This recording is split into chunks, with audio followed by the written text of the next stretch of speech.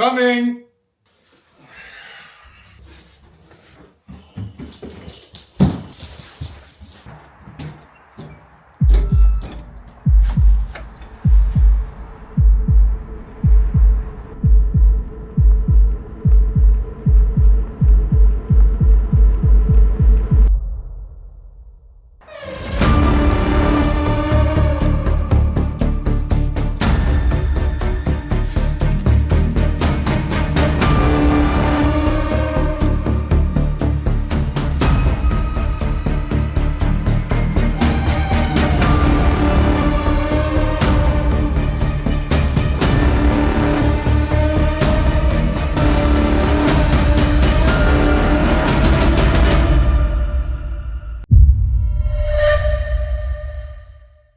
Taxman is on my back right now, fellas. And I ain't got the money to pay him. But what I do have is this big old pile of outboard motors. So we're gonna do the one thing that I do best. Let's turn those engines into cash. All right, guys, so in our little pile of goodies here, we have the small horsepower trifecta. Evinrude 6 horsepower, Evinrude 9.9, and a Mariner 15. I guess let's start on the 6 and work our way from smallest to largest.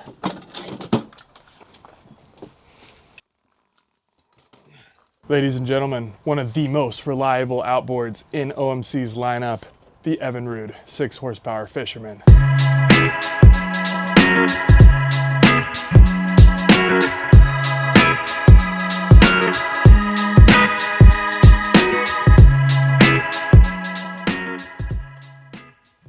Let's pop the top.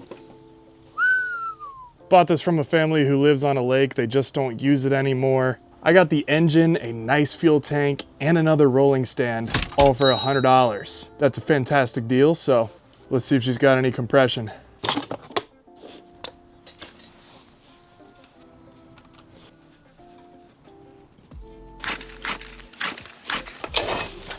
Okay, 61 on the top cylinder.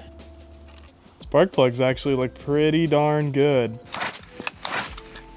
Ooh, and we got 70 on the bottom. 61 and 70. I'm gonna check the top one more time just to make sure those numbers are right. All right, we got 63 the second time around on the top. 63 and 70, not horrible. I'm willing to bet if we can get this thing running, these will even up quite a bit. All right, we got some compression that we can work with at least. Let's see if this outboard has any spark. Top cylinder first. Oh man, it's cold out here. But we got good spark on top. Let's check the bottom. Hey, spark and compression, off to a great start for the 6. All right, guys, we're about to see what this thing's gonna do for me here, but first thing I noticed is this tiller handle's just rattling around super loose, and on top of that, this thing is squeak city. That's no good. The rattling's easy. Quick little tighten of this screw should do the trick. Much better. Gonna give these gears a quick shot of grease. Much better. All right, hooking fuel up here. Let's see if we get any leaks. Oh, that's no good. Bruh. For those of you watching at home, the gas is actually supposed to go in the carburetor and not shoot out the back. All right, guys, whenever we get fuel flowing out of the back of the carburetor like that when you're priming, it's usually always a pretty clear sign that you've got a stuck float or the needle valve inside the carburetor under the float is sticking or not working properly. So yeah, we're gonna have to pull the carburetor, see what's going on in there with that needle.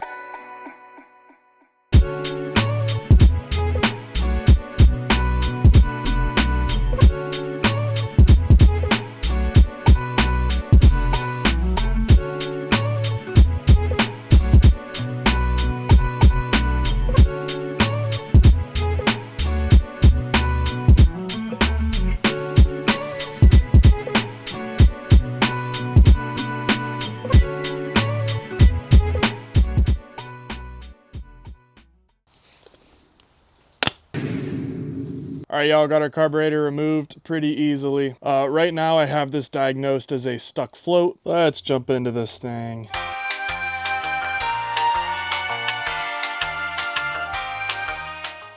So we still have ourselves an old-fashioned cork float in this bad boy, and you guys know what happens whenever I get around to handling cork floats. Degrades over time quite...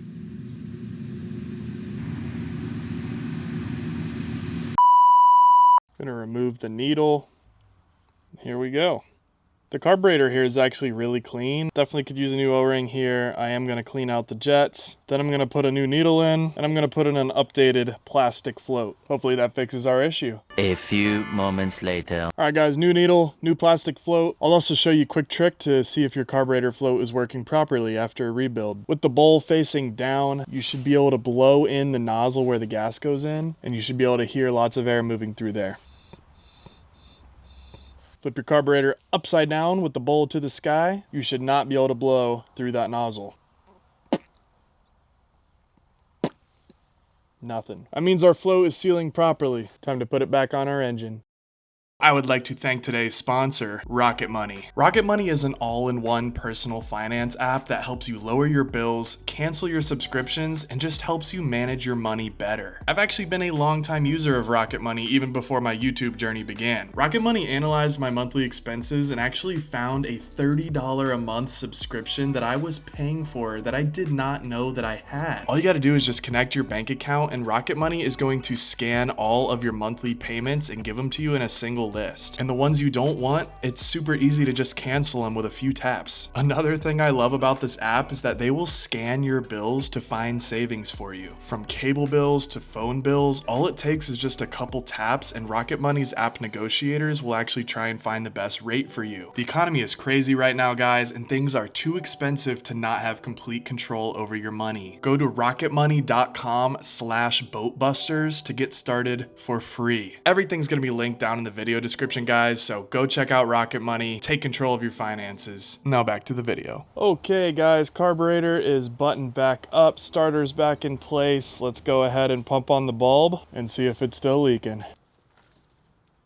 All right, leak is gone. We got spark, compression, and fuel in the carburetor. Let's try and fire this thing up.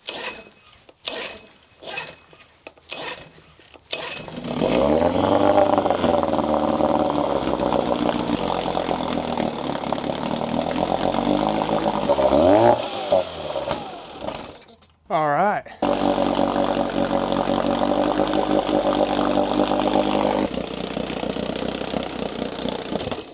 All right, we got this little 6 horsepower running almost perfectly. Fires up first pull every time now, idles great. It's just not pumping any water, so it is overheating a little bit, so I'm gonna need to get an impeller to put into the lower unit. Local parts store has the impeller that I need in stock, so we'll be back when I've got that. Just like that, we are back with our impeller, so let's drop the lower unit.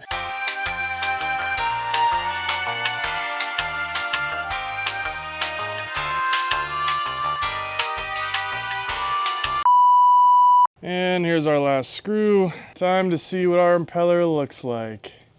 Definitely very worn. The fins are super bent. That's no good. So yeah, let's clean this housing up and throw a new impeller in there. And just for reference, here's our old one.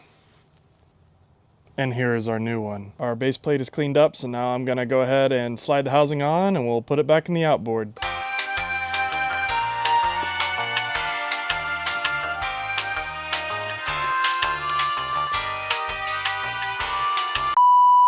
And there it is, easy peasy, lemon squeezy. All right, let's see some water pumpage here, because I'm tired of looking at this thing.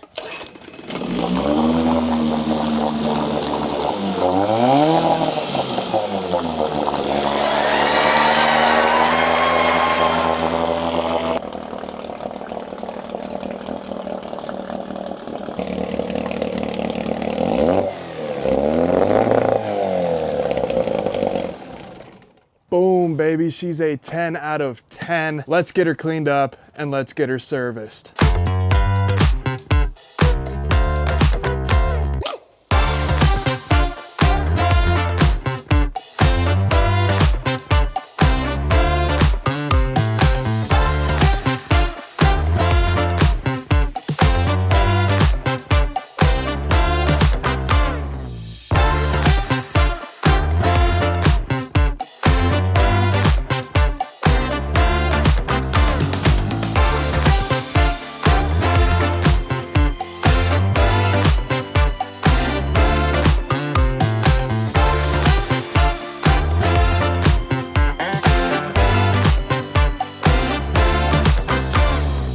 One down, 2 to go.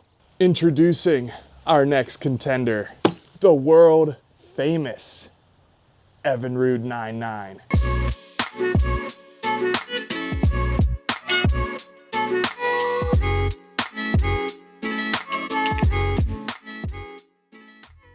I also just wanted to point out that it is freezing cold outside, but you guys have an opportunity here to make me feel warm. So if you guys are enjoying me freezing my carburetors off in the snow in January, fixing boat motors, I sure would appreciate a sub. All right, this Evinrude 99 here is actually the one engine in the batch that I am pretty hopeful doesn't need a whole lot. I paid more for it than I'd like to, but I do think I still got a good deal on it as long as it doesn't need a lot of work. I did pay $400 for this outboard, but it's also a very desirable model. It looked in mint condition. As you guys can see, this thing is not dirty, so fingers crossed. Let's take a look.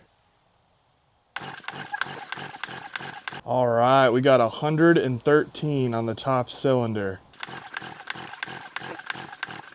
And look at that, 113 on the bottom as well. Both these cylinders have amazing compression and they are super dead even. That's a big relief.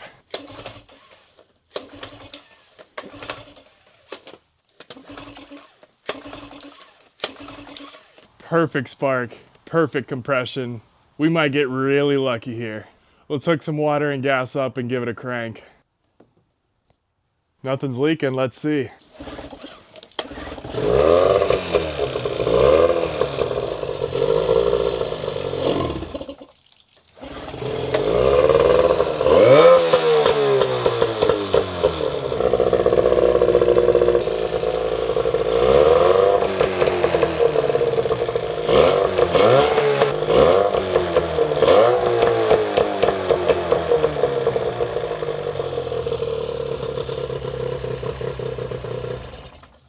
I mean, this thing is super healthy, sounds amazing, runs amazing. There is one issue with it that I noticed though. Let's take a look. Hopefully you guys can see all the cracking in the gel on the back of this ignition coil. Usually cracks on the back of an ignition coil like that are almost a surefire way to tell that the ignition coil is no good. However, this one's still kicking somehow. With that being said though, it's not gonna be long until it does fail. So I do take a lot of pride in this work, and I also just don't like dealing with angry people who want their money back. So to me, spending an extra 35 bucks to prevent that in the future is worth it. And I'd rather not leave anyone stranded out on the lake. New ignition coil will be here in a couple days and I'll throw that on, but for right now, let's get this bad boy cleaned up and serviced.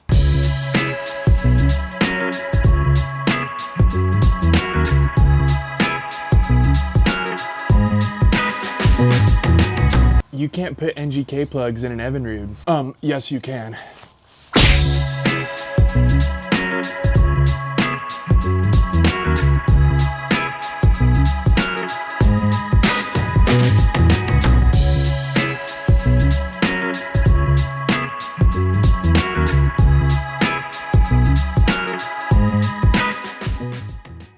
Two down, one to go. Let's see what this Mariner 15 has in store for us. The last engine on our list, without any further delay, the Mariner 15.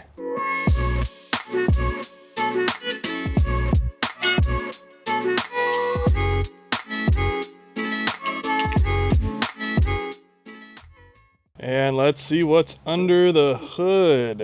A little bit dirty under here, but that's no big deal. This is the one outboard of the batch with electric start, but overall doesn't look too bad. As you might have saw, this engine does have 99 stickers on that. So a sneaky little fella was trying to get this 15 horsepower on a 99 restricted lake, so we slapped some 99 stickers on it. It's not the most legal thing in the world, but I didn't do it. Paid $250 for this outboard, electric start, 15 horse. If we can get her going, that's a great deal. So let's see the numbers.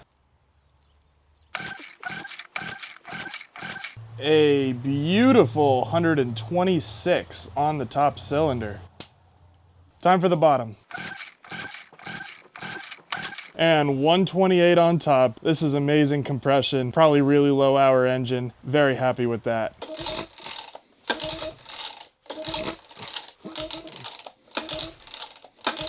I mean, you just gotta love that. We are off to a hot start on this Mariner, but before I get fuel involved, I'm gonna check the electric start.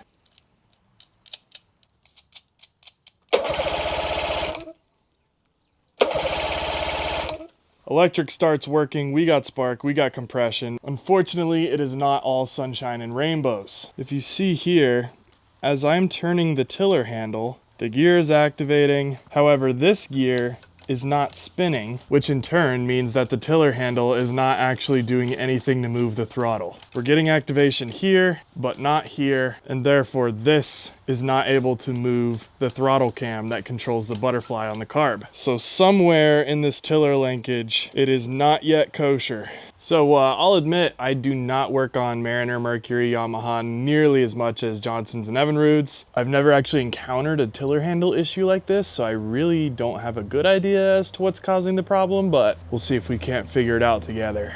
I'm just gonna start by pulling this part of the tiller handle off, just so I can get a better idea as to what's going on.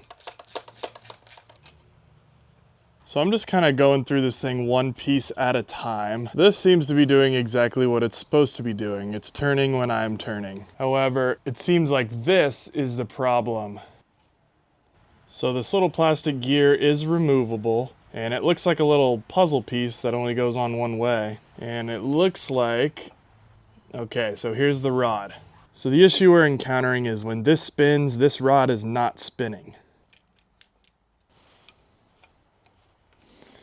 Ooh, look at that. Look at that. This knob is spinning and the rod is not. Ah. So check this out. I thought this was all one piece, but it looks like this back inch here is some sort of sleeve, and this is turning with the knob, but not gripping this rod and turning it in unison. So something with this little sleeve is weird. I'm not sure why it's spinning, but I definitely don't think that it's supposed to be. So I was able to get this little cap off of the end of the rod. And now if you'll notice, if I just grab this rod with some pliers and turn it by hand, everything is engaging how it's supposed to be. So this is what the gear is supposed to be doing, but it couldn't because that little cap on the end was moving around. So this one's actually got me a little bit stumped. The part itself is fine, nothing's broken. That little cap is just not secure around the end of the rod like it should be, so they all twist in motion. I think my best bet right now is to get some good strong welding putty, fill the inside of this cap, also put it around the outside of this rod so that these two pieces are joined together in unison and move how they should be moving. Why they would make this a separate piece knowing that it's going to be twisted on all the time is kind of confusing to me, but if any of you in the comments know the answer or why this is the way it is, let me know. But until then, I'm gonna go get some welding putty and hopefully we can get this tiller handle fixed up and working again. We are back with some JB Weld. Gonna put this on, give it a couple hours to cure, and pray it works. Says it's the world's strongest bond,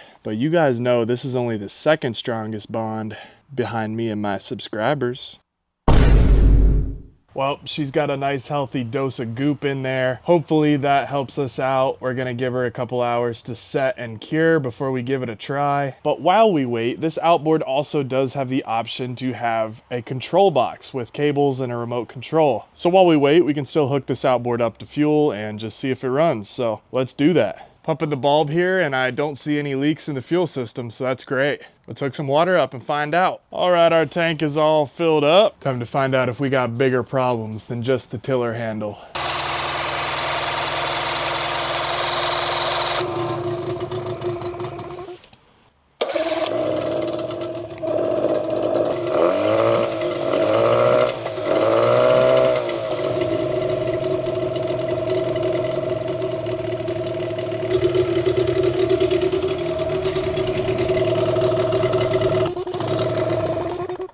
Good news is she runs really good. Shift's great, idles down super low. Kill switch works, electric start works. It's just not pumping any water once again. So gonna need to throw an impeller in this thing and let's drop the lower unit.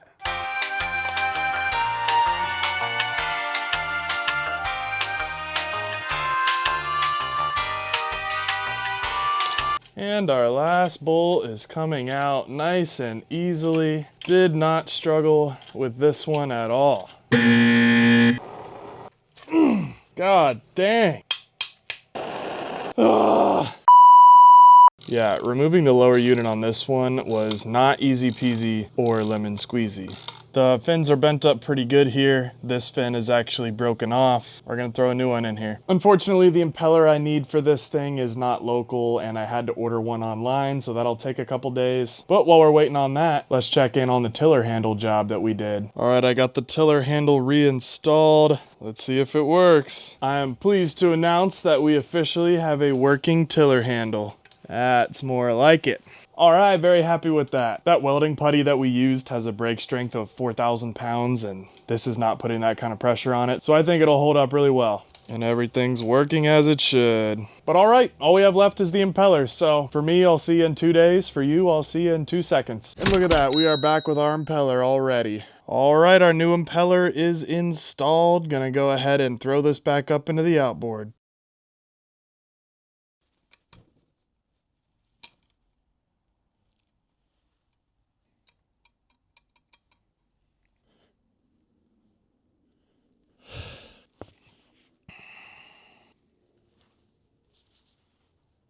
I have no idea how that happened, but I was just trying to get the outboard shifted back into reverse so I could put the lower unit back up into the engine. For some reason it was stuck. I mean, temperatures are sub-zero right now. Everything is so brittle and fragile, and I was just fumbling around with the shift rod and it broke. I've done this job 500 times. That's never happened to me. So lucky for you guys to be here to watch it. Jokes aside, it's really not a bad job. I just got to pull the gearbox, put a new one in. It's like a $50 part. But this outboard's good to go. It's been serviced. Was not planning on selling any of these outboards until the springtime anyways, because that's when I'm gonna get the most money for it. You just do stupid stuff sometimes, and now I gotta pay for it. Until then, all these outboards are gonna be in a heated storage, and I'll sell them in the spring so I can pay Uncle Sam. So the following sale prices aren't realized yet, but they are what I'm very certain I'll get for them. So cue the copyright-free influencer music. Let's see the profit breakdown.